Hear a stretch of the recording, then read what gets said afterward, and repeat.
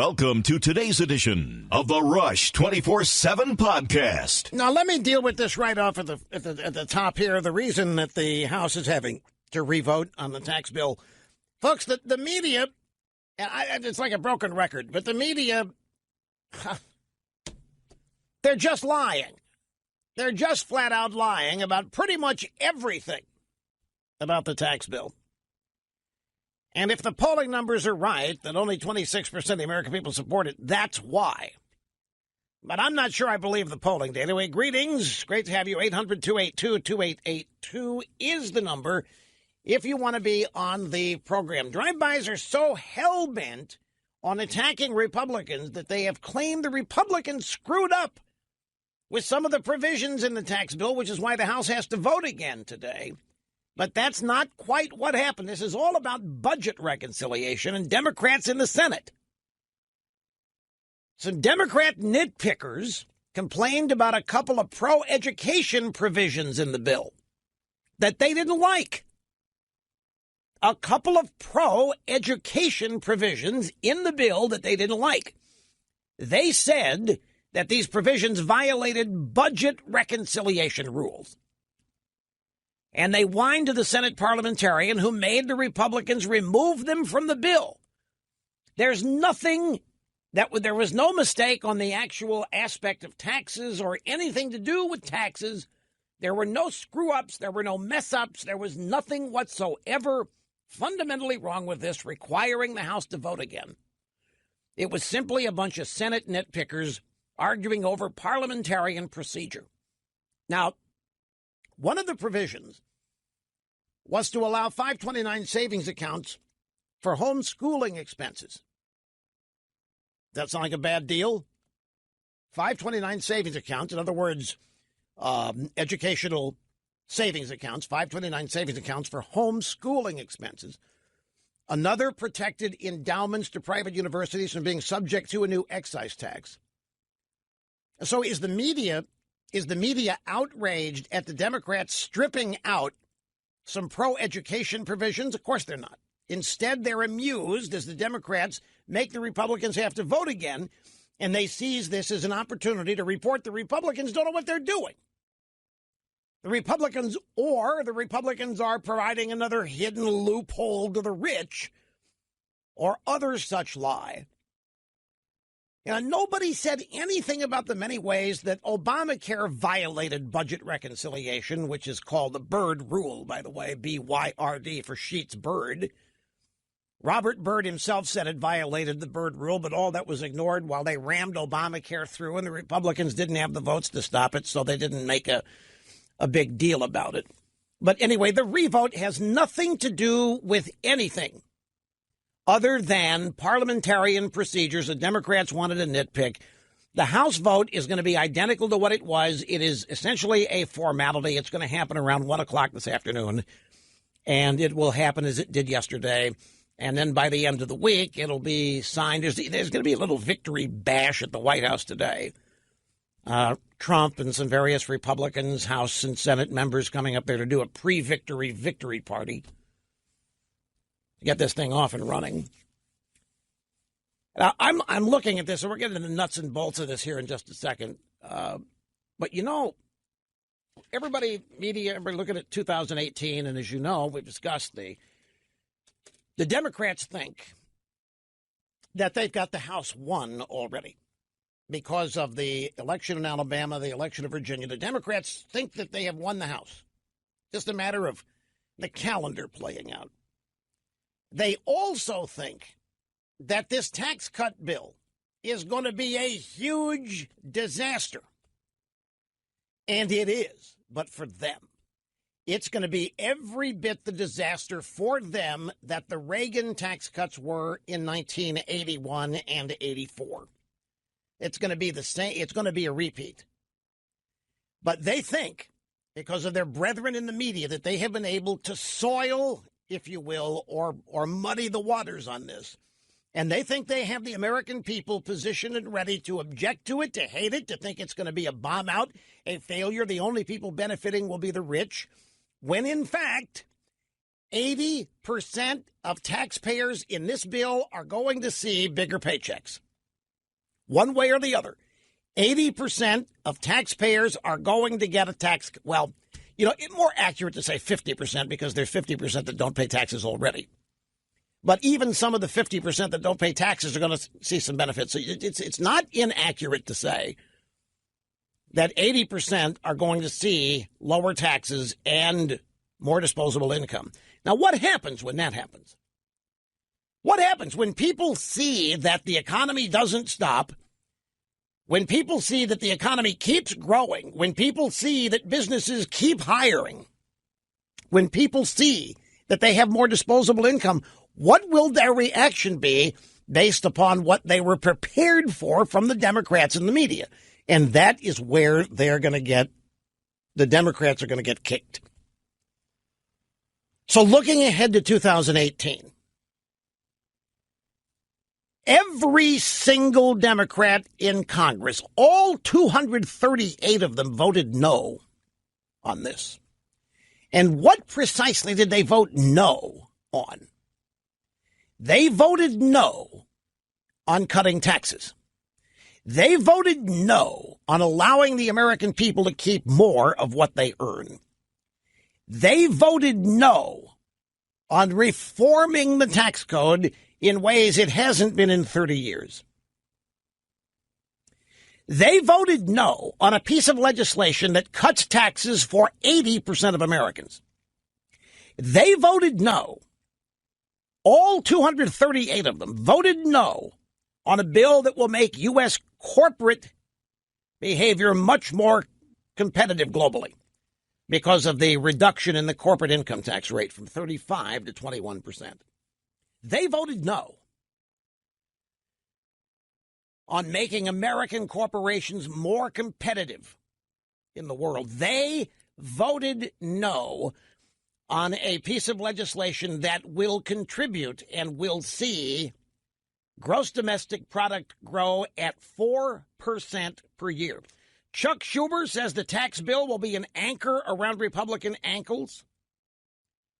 Chuck Schumer, who is, I don't know how much money he's got, but he's got a lot more than you would think somebody earning $175,000 a year. Despite never having a job in government, he's got a lot of money. He has a law degree, but he's never practiced law. He has only made bad laws. Is this bill so horrible? Is this bill so bad the Democrats throw everything they have at it to mischaracterize it? Why are they doing this? Because the exact opposite of what they are predicting is going to happen. All the doom and gloom they're predicting is not going to happen. All of the growth and all of the personal income gains, all of the economic growth and employment is going to continue, and it's going to speed up. What so frightens them about this? And here's the thing. If this bill is so bad, if this tax cut is such a disaster for the Republicans, why did they do everything they could to stop it? If this tax cut is going to ruin the Republican Party, why didn't they just shut up, stand aside, not provide any opposition, and let it happen? If this tax cut is going to doom the Republican Party and Donald Trump to lose elections for the next generation, why did they throw everything they had at it? And I'm going to tell you why. And to help me, let's grab audio soundbite number 2. Today on CNN's New Day, Allison Camerata spoke with Representative Sean Duffy, a Republican from Wisconsin, about the bill. She said the latest poll out shows that 55% of the American people oppose what they see in this bill. They don't like it. So why have you guys done such a lousy job of selling it, and how are you going to change that? If you listen to a lot of media sources, they'll go, oh, my God, this is tax breaks for the rich and does nothing for middle-income Americans. If that was true, we would have real problems, and those poll numbers would be right. That's not the truth. If you actually look back to Ronald Reagan in the 80s when he passed tax reform, it had lower approval ratings than this package. But the truth is, when people start to see they have more money in their paychecks because of tax reform, and they see the economy grow, they're going to love it. In the long run, because more money goes to families and you're going to see better economic growth, this is going to be a winner for America, but also those of us who voted for tax reform. That's a good start on explaining and answering my questions. But it goes much deeper than that. The Democrats are panicked. The Democrats did everything they could to stop this. The Democrats used the forces arrayed with them in the media to lie about this bill, to castigate it. You know, folks, would you oppose a raise? If your boss offered you a raise, would you suspect it? Would you reject it? Would you say that it is a trick? Would you say that it isn't real? Would you say that your raise is going to cost you money? Would you say that your raise is going to ruin or worsen your lifestyle? Of course not. But the Democrats have been trying to make that exact point, that this tax cut's not going to help anybody but a few rich guys, and it's going to hurt everybody else. The reason for their panic is they know the results of this. And they know the results because we've been there and done this.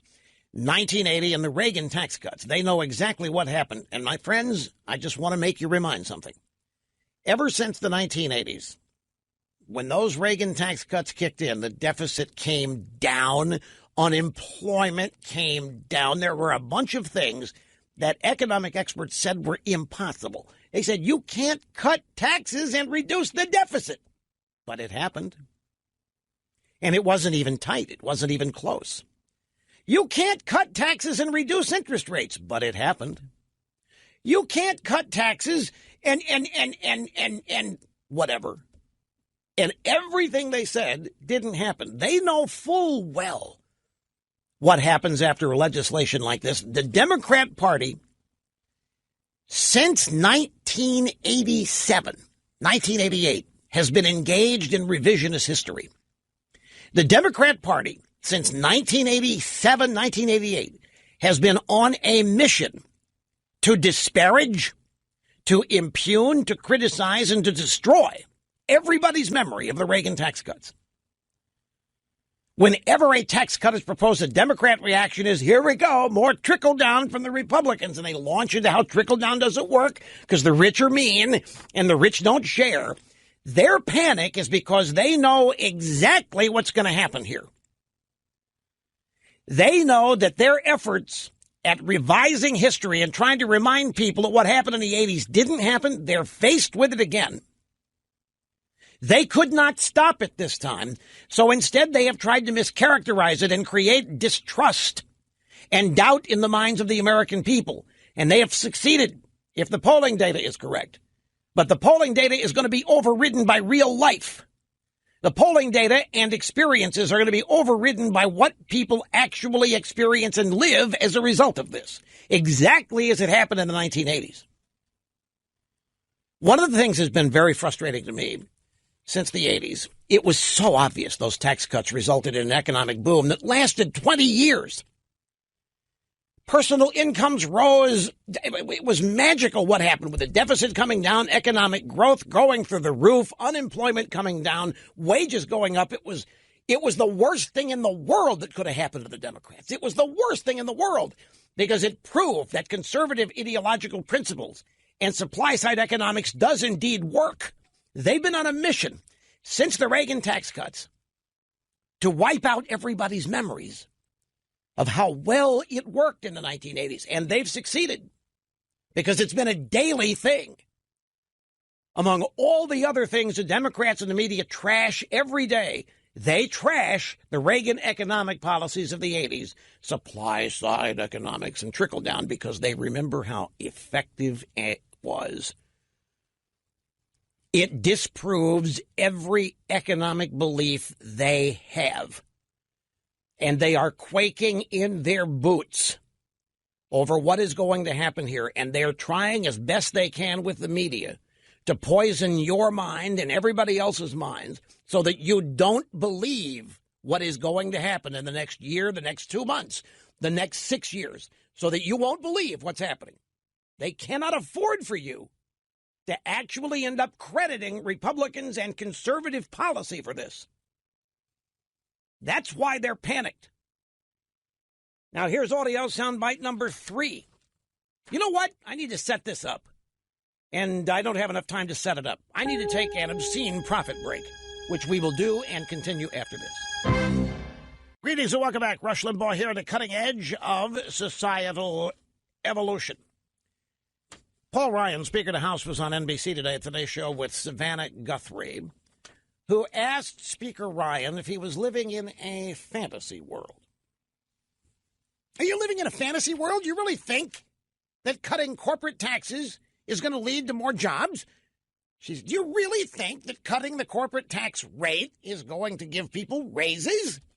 Do you really think that cutting the corporate tax rate is going to improve people's standard of living? You really think that cutting corporate tax rates is going to get the corporations doing more for their employees?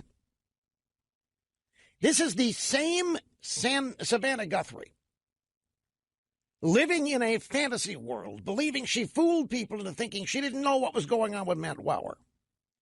The same Savannah Guthrie who was living in a fantasy world when Barack Obama promised all of us our health care premiums are going to go down $2,500. She sopped all of this stuff up. Same Savannah Guthrie living in a fantasy world, believing Obamacare would allow people to keep their policies and their doctors. Same Savannah Guthrie believing Al Gore's predictions about dramatic changes in sea levels and temperature changes, climate change, unquestioningly. You talk about living in a fantasy world. Pocahontas, Elizabeth Warren, is out calling this tax bill a heist. A heist. The Republicans are stealing money from you and giving it to the rich. And Savannah Guthrie, living in a fantasy world, accepts that without question. So then from all of these beliefs and unquestioning acceptances of absolute gibberish, she comes to Paul Ryan. Are you living in a fantasy world? You really think that your tax bill is going to help workers? I'm going to ask you plainly, are you living in a fantasy world? And Ryan said, no, not at all. We have evidence. Our tax cuts are going to lead to economic activity, and corporations are going to hire more people, and they are going to offer raises. And he cited a survey from the National Association of Business Manufacturers, which show the vast majority of businesses are going to do just that. They're going to reinvest in their workers, reinvest in their factories, pay people more money, higher wages. It happened in the 1980s. It happens every time that it's tried, which they know and which has them panicked. Now, audio soundbite number 3. Last night in a conference call with investors, the executive vice president, chief financial officer, FedEx, name is Alan Graff, talked about how the tax reform bill would impact FedEx. It's only 14 seconds. Listen fast. U.S. GDP could increase materially next year as a result of U.S. tax reform. If this occurs, we would likely increase capital expenditures and hiring to accommodate the additional volumes triggered from this incremental GDP growth. Let me translate this for you. This is a conference call with investors, stockholders of FedEx. And he's saying that tax reform, they expect it to trigger GDP growth, which will increase their capital. They're investing in their own company. They will hire to accommodate the additional volume of business that GDP growth will trigger. This is just one company doing exactly what Savannah Guthrie thinks is a fantasy world. Merry Christmas, happy holidays, best of the new year to all of you from all of us here at the EIB Network. Rush Limbaugh here with you all week. The telephone number, if you want to be on the program, is 800-282-2882. The FedEx has announced that because of the tax bill, they're going to be hiring a lot more people next year because FedEx expects economic growth to expand next year. And that means that FedEx is expecting a lot more people to use their service. In other words, a lot more people are going to be sending stuff via FedEx. So they'll have to hire more people. They might have to lease or buy some more delivery trucks. They might have to modernize their jet fleet. I mean, FedEx is an airline, after all. That's how they get most of their stuff shipped. Many businesses are announcing pay raises because of this. And it was predictable. Folks, we've been there before. We've been there, done this. It's just that the media and the Democrats since the 1980s have been doing their best to rewrite history, that they have been able to make people forget what happened or change their minds about what happened. And I was going to say it's one of the frustrating things. People lived it. You would think, after living through such a robust period of economic advancement, that people would remember it. But you know what the problem is? They associated it with Reagan and not policies. And so the Democrats had no problem destroying the policy. Reagan was not around anymore, so they didn't have to really bash Reagan, although they do and did. But Reagan remained overwhelmingly popular. So they continued to bash supply side. And all during this period of time, you may remember this. Sam Donaldson was famous for this. He was a commentator on This Week with David Brinkley. And he kept talking about, because of the Reagan tax cuts, we're going to have a huge credit card bill to pay. We're borrowing all this money. This isn't real growth. And the American people are going to have to come to Jesus' meeting very soon down the road because none of this is real. But it was. But the media and the Democrat, look, successful tax reform, the implementation of thoroughbred conservative ideology that works every time it's tried, is the biggest threat known to the left and the Democrat Party, because it proves, not with theory and not with words, it proves with real life. It proves with action that it works. And its contrast with socialism is obvious. Socialism is a gigantic failure. Communism, ditto. So they have to destroy it. They have to revise history. They have to mischaracterize it. And they've been doing so since the 80s. And the way they have been dealing with this tax cut legislation is identical to what they have been saying about the Reagan tax cuts since they were passed and implemented. Tax cut for the rich. Don't care about the little guy. Big corporations don't need any more money. Big corporations kill their customers, ruin their businesses, destroy the planet. Big corporations are not people. Big corporations and the rich do not share their money, and they disparage trickle down, and when in fact trickle down is exactly what economic commerce is. Trickle down is exactly what economic growth is. And here comes the American left and the Democrat Party working in unison to destroy the entire concept. And to enough brain dead, low information voters, the constant repetition, and we're talking decades, works. And then there's another factor. It's so successful that future Republican presidents were afraid to re-implement it. The closest we got to Reagan era or like Reagan era tax cuts was George W. Bush in the first term in office, 2001, 2005, or 2004. That was we had serious tax cuts, and they tried to destroy those the same way. So real life is going to intervene here. Real life, starting in February, people are going to notice the distinct and dramatic changes that will result in them keeping more of what they earn.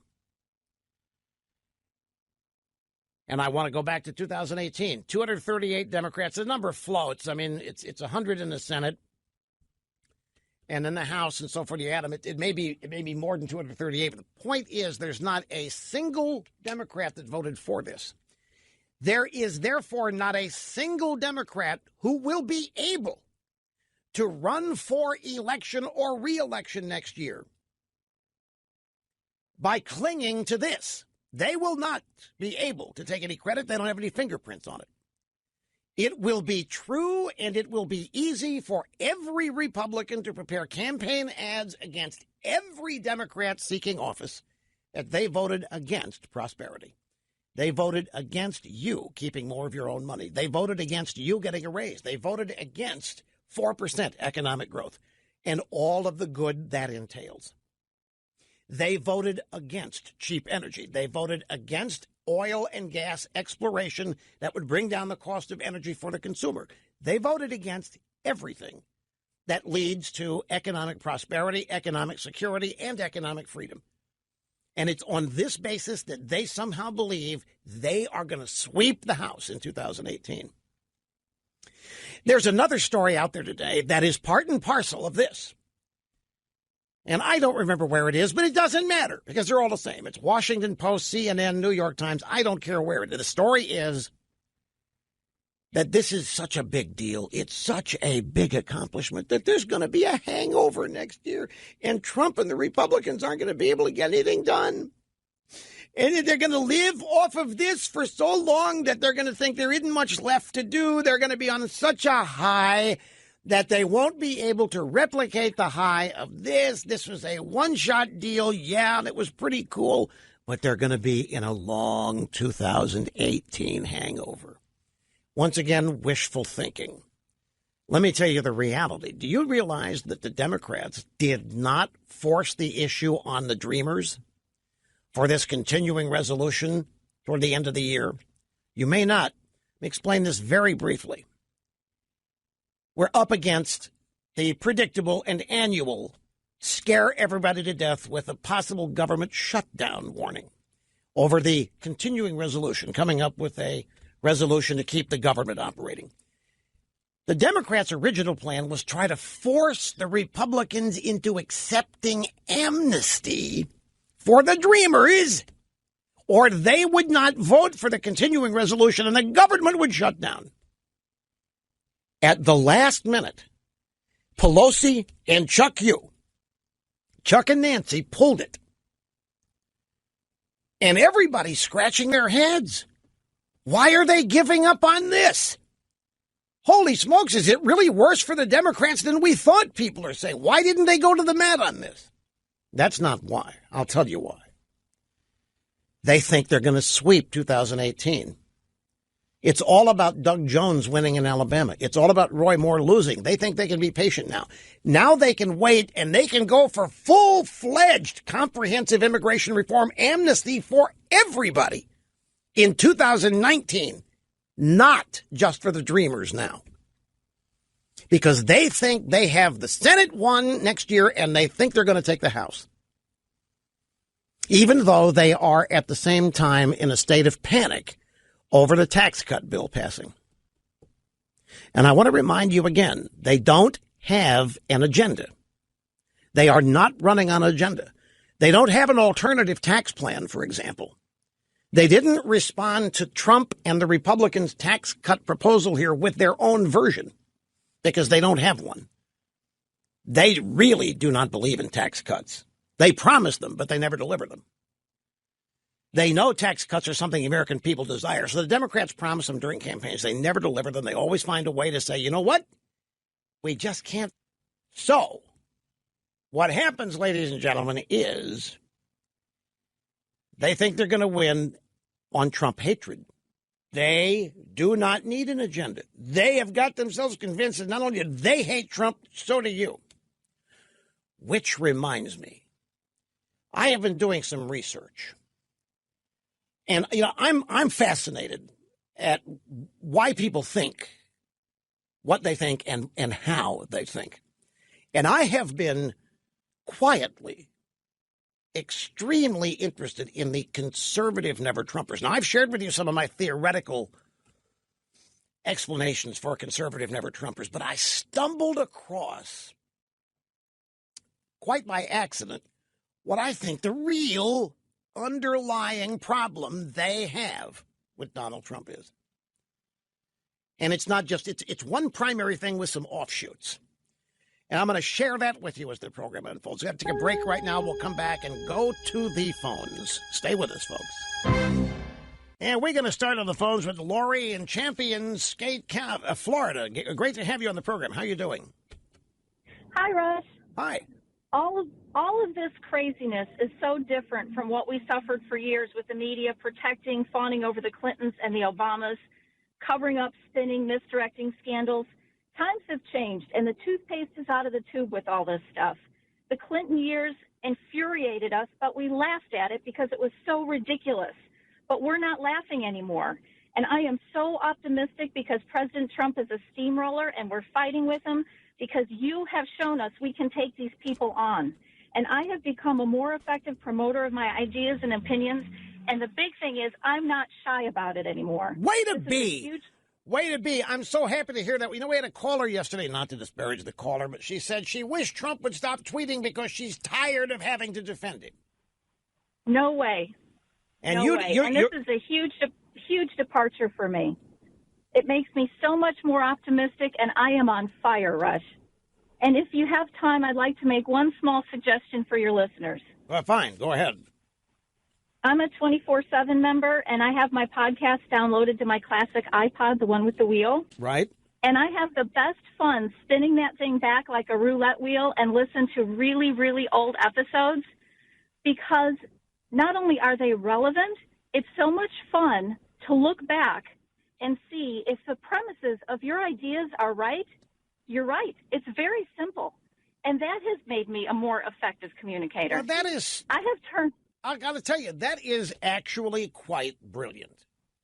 You know, I tell people a lot that RushLimbaugh.com is a veritable encyclopedia of knowledge, but it has the archives for everything that's happened on this program for years. And here you are just randomly spinning your iPod wheel, randomly going back in time, finding a random segment of the program, and you're sitting there marveling at how consistent I am from year to year to year, and how right I am from year to year to year, and how that is inspiring you. It's so inspiring because it just makes me more confident that if the premise is correct, you can make a more effective argument. And then I'm a better study because I re-listen and I relearn, and I've now lived the consequences. So I can more effectively have an argument with somebody. I can't improve on that. That is so right. You've touched every base. Confidence, premise, confidence being the big one. And the confidence comes from the acquisition of knowledge combined with what your instinctive feelings, thoughts are. Once you can combine your instincts with knowledge and evidence and proof, that inspires confidence, and there's no stopping you. That's true. It's true with anybody. No way. We're on fire out here, Rush. We don't listen to polls. I don't listen to the media. I'm living it. I'm from Chicago originally. So that also helps me demonstrate that I know what I'm talking about. Before I let you go, where's Champion Skate, Florida? It's the infamous I-4 corridor, Osceola, Polk County. What's the largest big city you're next to? I don't drive, so I don't know what the I-4 corridor is. Between Lakeland and Orlando. I know right where it is. When you give me those data points, the I-4 corridor, I'd have to get a map out and find I-4. I only know I-95 and the Turnpike. I-4 is on the other side of the state. I'm never over there except when I fly over it, so I don't know. I know I-75 goes somewhere in there, but anyway, have you ever heard of Champion Skate, Florida before she called? Nobody has, so I'm doing a service here. You know, this is empathy with the audience. The audience, the minute they heard me say Champion Skate, Florida, said, what? So I felt duty-bound to find out where it is. And, Lori, look, I'm not blowing smoke here. Everything you've said today is so right on. And I'm not talking about the complimentary things you've said. I'm talking about the way you have arrived at this point in your life where you're on fire based on your confidence, the things that have given you the confidence, and never wavering on the premise or premises of what you believe. And believe me, being able to summarily reject the media and not be affected by it, that is one of the major achievements everybody on our side should strive for, to be unaffected by the lies, unaffected by the bias, the drivel, or whatever it is. Because once you get past that, they can't harm you. They can't ruin their mood. They can make you mad. But as she's pointing out, all it does is fire you up. And I think she represents a lot of people. Fired up, fed up, supportive. You know, if necessary, I'm gonna list Trump's achievements again that have taken place this year. And it will put in even more stark contrast the reasons the never-Trumpers on our side don't like him. It's amazing. I've finally zeroed in on it. I've always thought it was a class thing. And it is to a certain extent. But it's more than that. I'll just tell you what it is. I'm going to expand on this. The problem for the never-Trumpers on our side is Trump pretty much is everything they believe. But they hate Trump so much. They're mad that Trump believes what they believe. They're mad because Trump is such a pig. And they're mad, so they're willing to abandon what they believe because they think it's necessary to abandon Trump because he's such a pig. But there's more. Hang on. I need to expand on that last point a little bit, but you'll get it as the program continues to unfold before your very eyes and ears. Tax cut bill in the House, the vote coming up soon. Okay, it's a done deal. The tax cut has been passed again in the House of Representatives. Second time in 2 days, so now it is official. And I think the next thing that happens is Trump is going to speak at 3 p.m., and then there's going to be a little victory celebration up at the White House as they celebrate a major legislative achievement before the end of the year. Greetings, folks. Great to have you. 800-282-2882. If you want to be on the program, the email address lrushbo@eibnet.us. Trump had a cabinet meeting today. This was right around the time the program began today. And we have three sound bites from it. Grabs 23, 24, 25. Excuse me here, folks. I'm on the verge of losing my voice. I'm trying to be very careful about it. Anyway, Trump was explaining to people in the cabinet meeting when this is all going to go into effect and how it's going to happen. And here's the first of the three bites. The heart of our bill is a tremendous amount of relief for the middle class, including a doubling of the child tax credit and a nearly doubling of the standard deduction. That's going to be tremendous for people. They're going to start seeing the results in February. This bill means more take-home pay. It will be an incredible Christmas gift for hardworking Americans. I said I wanted to have it done before Christmas. We got it done. Now, as I said in the previous hour, the drive-bys are trying to say that since this thing just got done, this is going to lead to a big hangover. It's so much done that they're going to not be able to replicate this. Don't look for anything of any major importance. Next year's an election year. Trump can't afford to take any chances. So this is pretty much all you're going to get. The lying, the distortions, the mischaracterizations, no end. Well, contrast that to Trump's next soundbite here. We're restoring immigration enforcement at levels that our country has never seen before and taking the fight to the criminal gangs like MS-13, where we're decimating those animals. They're animals. What they do is horrible, horrible. And we're making the immigration system work for Americans, but we're cleaning out towns of those MS-13 gangsters. That's why we're calling on Congress to fund the border wall, which we're getting very close to. Border wall. Oh, no, they forgot about that. Trump's going to move on to the border wall. But what about the hangover? What about taking time off? What about reveling in the achievement here? They're not going to be able to keep up. You know, one thing I keep remembering from the campaign, it's one of the things that Trump said frequently that it always hit me and registered with me. And I think Trump voters heard it, too. And it was nothing that he made a major point of saying. When he said this, it was almost as an afterthought or a continuation of a major point that he had made. And it was nothing more than, we are going to work so hard for you. He was talking about whoever he put in his cabinet and his entire administration. He would make a major point about some achievement that he was going to do, and he'd follow it up as the applause was deafening. We are going to work so hard for you. And I don't know how many of the opposition paid any mind to it, paid any attention to it, even noticed it. But I did, because it was in those kind of off-the-cuff, offhand moments that you get the unbridled, unprotected honesty. And it was the way Trump was telling these people at the rally how he was different and who he was. We are going to work so hard for you. This would come after an explanation of doing the wall or fixing trade deals or something. And he would say it realizing that he had just laid out an enormous agenda. I mean, he'd spelled out things, and every rally contained pretty much every agenda item. And before long, it occurred that this is a lot. This guy's going to cut taxes. He's going to repeal Obamacare. He's going to build a wall. He's going to reinforce the borders. He's going to do new trade deals. He's going to get us out of the UN. All this, I mean, a massive amount of stuff. And as he would go through it at each rally, occasionally he would, while the applause is ringing out and deafening, we are going to work so hard for you. And this is an example of it. Makes a promise to not forget about doing the wall, while the left is thinking, oh, my God, how do we stop this? How do we change people's minds on this? Because folks, do not doubt me, they're in a state of panic over this.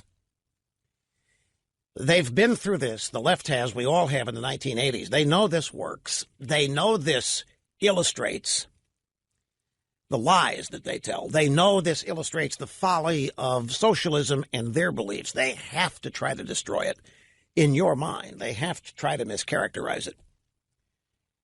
And that's why they're in a state of panic. And now not one of them can say they voted for it while we're in the midst of a booming economy next year. Not one of them can claim any credit for it, because every one of the Democrats voted no on this. Here is Trump making a point, serious point here, something that is included in this tax reform. When the individual mandate is being repealed, that means Obamacare is being repealed, because they get their money from the individual mandate. So the individual mandate is being repealed. So in this bill, not only do we have massive tax cuts and tax reform, we have essentially repealed Obamacare, and we'll come up with something that will be much better.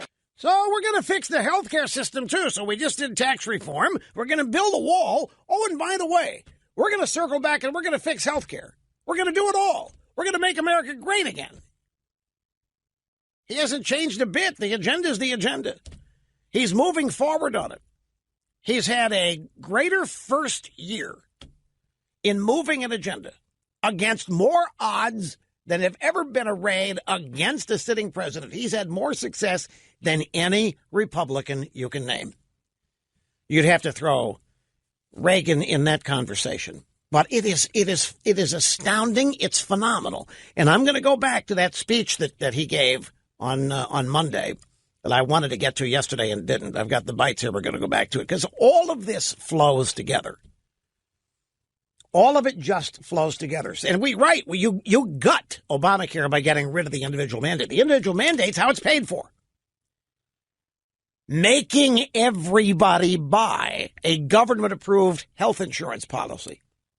That's how Obamacare is paid for. If you gut that, and it's gutted, it's gone. The Democrats can't stop it. The House and Senate have passed the bill. It's a mere formality now until Trump signs it. The individual mandate is gone. And with it, the guts of Obamacare. Now, not all of Obamacare. When I say the guts, the mechanisms that actually make it work. It's going to lead to an even more rapid implosion of Obamacare, what with the mandate vanishing. Now, Nancy Pelosi, wasn't it just a month or so ago, Nancy Pelosi and the Democrats were all saying that all of the founding fathers were racist slave owners and all of their beliefs mirrored their era and they're not relevant today, and that we shouldn't be paying any attention to founding fathers, and taking down some of these statues that we're taking down is perfectly fine. Anybody remember this? Pelosi and the left, all during last year. I mean, it wasn't just a month ago, yeah, but even further back than that. Go all the way back to Charlottesville, any of the things that the left thinks are seminal identification moments. The founding fathers, a bunch of racist slave owners, they're not worth being idolized today. I mean, yeah, they were good for their time and good for their day, but their beliefs only mirrored their era, and they're not relevant today. It's part of the argument that the Constitution should live and breathe and change, meaning we should be able to get rid of the Second Amendment just because we want to and all of that. Now, the morning after the tax cuts bill passes, she says that it does violence to the vision of our founders. She wouldn't know, I'm serious, Nancy Pelosi, Chuck U. Schumer, the Democrats wouldn't know a founding vision if it hit them upside the head. This GOP tax scam is simply theft. It's monumental, brazen theft from the American middle class and from every person who aspires to reach it, Pelosi said. This GOP tax scam is not a vote for an investment in growth or jobs. It's a vote to install a permanent plutocracy in our nation. They'll be cheering that later. It does violence to the vision of our founders. It disrespects the sacrifice of our men and women in uniform. Folks, do you believe the degree of panic over this? Not to mention the lies. Pocahontas, Elizabeth Warren calls the tax bill a heist, and now Pelosi. The GOP tax scam is simply theft, monumental, brazen theft from the American middle class. So you know what they're back to saying? This is a tax cut for the rich. It's a tax increase for the middle class, and it's a tax cut to the rich. The Democrats have been out there trying to convince my whole life, convince people the rich got rich by stealing money from the poor. And I have never understood the mathematics on that. But here's Pelosi continuing it. 80% of the American people are going to get a tax cut. Now, when Pelosi utters these lies and these insane inanities, there's not a single question raised by the drive-by media. She's not asked to explain it. What happens is that the drive-bys go to the nearest Republican they can find, and they ask questions using Pelosi's talking points. They don't say, well, Nancy Pelosi says that this is theft. The drive-bys say, well, this looks like theft to us. It looks like your tax cut is actually stealing money from the poor and the middle class and giving it to the rich. They just start reflecting and repeating Democrat talking points as their questions. In fact, we have audio soundbite evidence of that coming up. Bob Corker, who has become McCain Jr. in the sense that he's a Democrat that the media love. The media love Bob Corker. You know why? Because Bob Corker doesn't like Trump. And Bob Corker turns it around on Trump. And Bob Corker criticizes Trump. But then Bob Corker decided to vote for the tax cut bill in the Senate. And this caused Wolf Blitzer and the people at CNN to turn on him. And we have the audio sound bites of that and much more coming up when we get back. Stephen in Monroe, Connecticut. Back to the phones we go. How are you doing, sir? Oh, very good. It's a real honor, Rush. Thank you very much. You bet, sir. Well, I was just actually hoping that if anybody can do it, you can address some of my concerns about this tax plan that I'm having. To start off with, basically, I know they're doing this under reconciliation because they can't get the 60 votes. And I think right there is the big problem with this bill. When you're doing something that's revenue neutral and you're giving tax breaks, then you're shifting money around, essentially. And my biggest concern is if they're giving such a huge tax break to corporations, which I'm not normally opposed to, but if it has to become revenue neutral, I have not heard anybody talk about where that $1.5 trillion is being made up from in the end. So that's my big concern. I was hoping you can give me some answers on that. Okay. The first thing I'd like to say to this is I'm hearing a lot of people, ostensibly conservatives. You're like the third or fourth conservative that's called here and wanted to know, well, what about the deficit? Where are we going to make up for the money? And I don't remember a damn single one of these calls when Obama was blowing the national debt in double, from 10 to 20 trillion. I don't remember the concerns. I don't remember. So what are we going to get the money to pay for this? I know people were opposed to Obama. Don't misunderstand me here. But where was the proportionate concern and outrage over what Obama was doing to the national debt?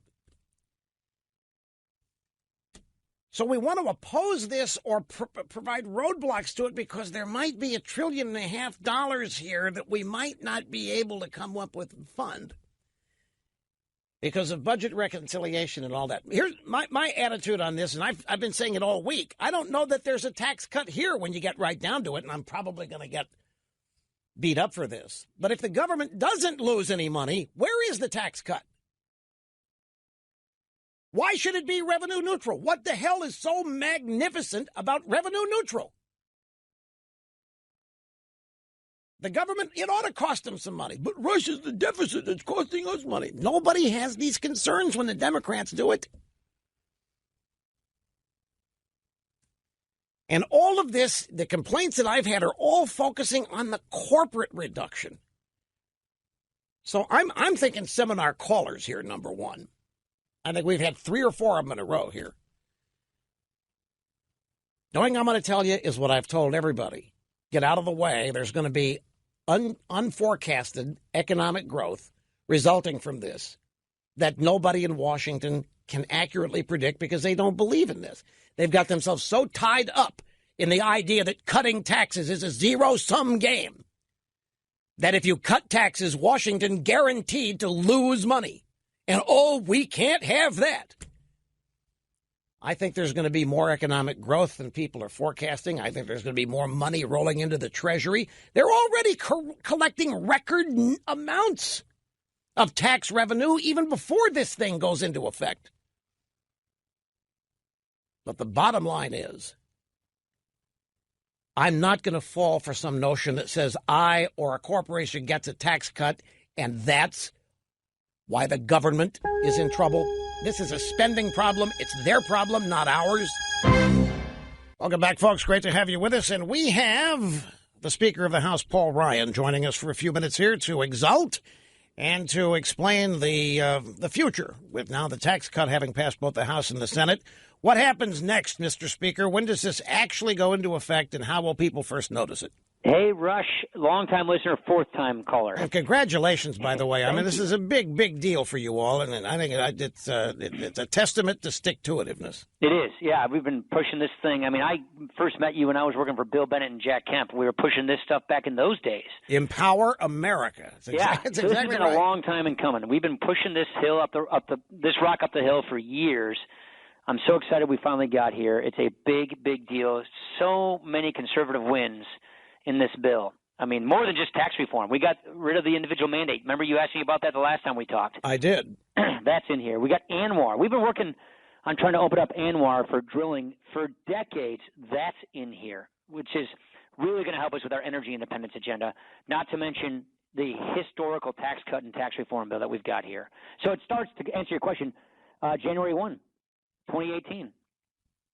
So in the first pay period following January 1, people will notice changes in their withholding. Yeah, so what we anticipate, because we've been working with the Treasury Department on that, and the President and I spoke about this yesterday, is in February, because they're working on doing that, we think in February we can get the IRS to change the withholding so that they take less money out of people's paychecks in the first place, and employers also can put more money in paychecks. So we believe we can get the Treasury Department, this is the administration's job, but they're working on this, to get withholding tables to reflect this tax cut starting in February. So that's what the president meant yes. by February's withholding tables.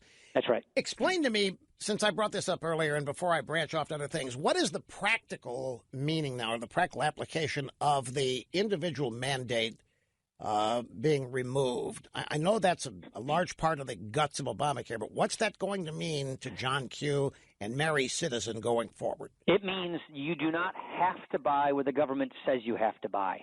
The individual mandate is a law that says you have to buy Obamacare insurance if you're in the individual market, and if you don't, you're going to pay a tax as a penalty if you don't buy that. So that is removed and repealed. So you don't pay this penalty, you don't pay this tax, you don't pay it at all, so we're not going to force you to buy something you don't want to buy. You'll get to buy what you want to buy without a penalty. Is this, in your mind, does this move forward any kind of a timetable on dealing with health care as an issue? I don't want to say repeal or replace Obamacare, but this is a large part of Obamacare gone now. Yeah, you're pulling at basically the biggest string of Obamacare. So by pulling this out, we're basically taking away the core architecture of Obamacare. And we believe that gives us the ability to go back and address these other issues. What we really want to do is give states the ability to set up their own insurance markets so that they can get premiums down. My own state of Wisconsin, if we can go back to setting up risk pools like many states had, where you can help people with catastrophic illnesses get affordable coverage, you can actually dramatically lower everyone else's premiums. That's the kind of reforms that we're talking about that we want to see done. And getting rid of this individual mandate, we believe, will help us get there. Okay, that's why I asked you, because I think there's so many potential benefits in this tax bill that are going to grow the economy, improve people's standard of living, and I don't think it's all known yet. I don't think it's all been accurately spelled out. I think that's why your buddies Pelosi and Schumer are in such a panic trying to mischaracterize this, because they know how effective this was back in the 1980s and what a boom that caused. They know that this can do the same thing. And you throw in gutting the Obamacare mandate, that's going to cause action to be necessary to fix what's wrong with health care. And now you've got the wall, you've got immigration. You guys are on a roll, it appears. So it's exactly how we see it. We see it the exact same way you just described it. In the House, as you know, we've been rocking and rolling. We've been passing everything. We passed funding for the wall back in spring in the House. But we've got a Senate that we have to deal with that has different rules than we do. They move a little more slowly, but you got to give it to them. They totally stepped it up here, got it done. We're going down to the White House in a few hours to do an event with the president, because we just passed it. We just passed this thing like 20 minutes ago, the second time around in the House. So it's done. It's on its way to the president right now. I've got to sign this thing in a few minutes or a few hours to get this bill down to the president's desk. So we're excited about it. This is happening, and we are on a roll, like you say. And I tell people, go to fairandsimple.gov